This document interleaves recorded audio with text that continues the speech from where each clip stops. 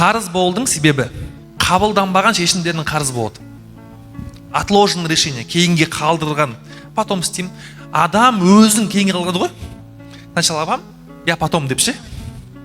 Адам өзінге кейінге қалдырған сайын қабылданбаған шешімдер жиналады дейді ше. Жиналады. Сосын не болады? Қарыз пайда болады.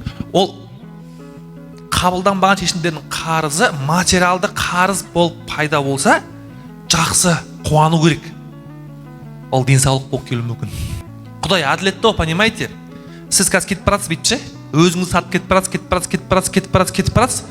Құдай ол ақымақ емес қой, біледі ғой бәрін. Ол сосын сіздің өміріңізде материалды қарыз деп қойып, тұра тұр, сен қатты кетіп барасың.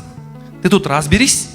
Мынаны шешу үшін сен өзіңмен жұмыс жасайсың, өзің танисың, тоқтайсың, түсінесің, что мен вообще мына жаққа кетіп бара жатырмын.